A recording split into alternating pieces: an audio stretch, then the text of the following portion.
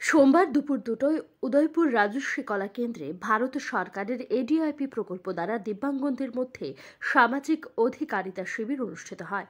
মঙ্গল প্রদীপ প্রজ্বলন করে তার শুভ উদ্বোধন করেন কেন্দ্রীয় প্রতিমন্ত্রী প্রতিমা ভৌমিক।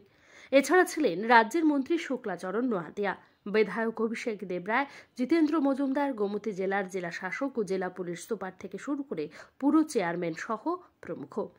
এদিনের অনুষ্ঠানে বক্তব্য রাখতে গিয়ে কেন্দ্রীয় মন্ত্রী প্রতিমা ভৌমিক বলেন, 1217 জন দিব্যাঙ্গদের মধ্যে 57,43,000 টাকা ব্যয় করে বিভিন্ন হুইল চেয়ার থেকে শুরু করে কানে শোনার যন্ত্র দেয়া হয়।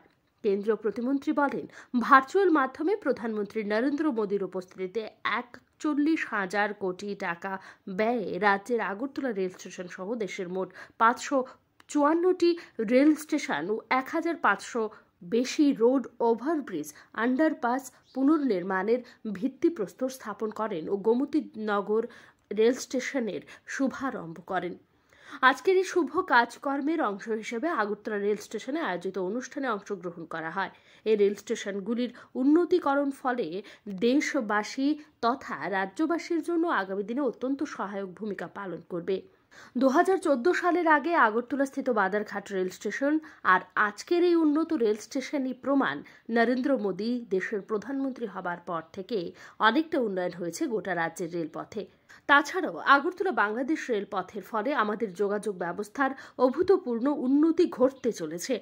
মাত্র 10 ঘন্টায় বাংলাদেশ হয়ে আমরা পৌঁছে যাব কলকাতা, যার ফলে বাণিজ্যিকভাবে লাভবান হবে রাজ্য। এদিন প্রধানমন্ত্রী নরেন্দ্র মোদীকে ধন্যবাদ জানান ঐতিহ্য ও বিকাশের মেলবন্ধনে বিকশিত ভারতের অমৃত ভারত রেল স্টেশনের পরিকল্পনার জন্য।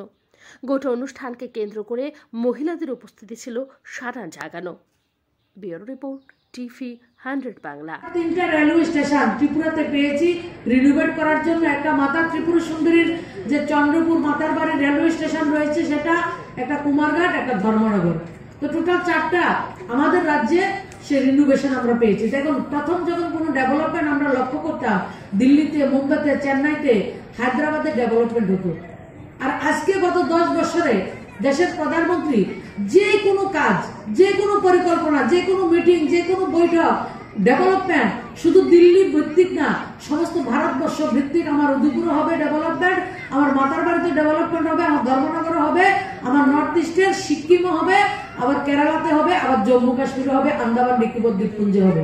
মানে সমাবেশী ভারত, সবার ভারত, সবকা সাথ সবকা বিকাশের মন্ত্র নিয়ে পথ চলা, সবার বিশ্বাস, সবার প্রয়াস এবং বর্তমানে বিকশিত ভারতের সংকল্প 2047 সালে আমাদের দেশকে দুনিয়ার সবচেয়ে বৈভবশালী, পরম গৌরবশালী রাষ্ট্র আমাদের নির্মাণ করতে হবে।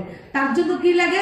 সবার হাতে রোজগার থাকতে লাগবে, সবার মাথার উপর ছাদ লাগবে, সবার শৌচালয় থাকতে লাগবে, সবার কাছে কারেন্ট লাগবে, সবার ঘরে বিশুদ্ধ পানীয় জল থাকবে, শিক্ষার ব্যবস্থা থাকবে। ত্রিপুরা রাজ্যের সরকার শিক্ষার জন্য আমাদের বিদ্যাজ্যোতি স্কুলের ব্যবস্থা করেছেন মাননীয় প্রধানমন্ত্রীজি। গত বছর বিদ্যাজ্যোতি থেকে আরো বেশি আধুনিক ভারতবর্ষের 14,500 স্কুলকে প্রধানমন্ত্রী শ্রী বিদ্যালয় নির্মাণ করার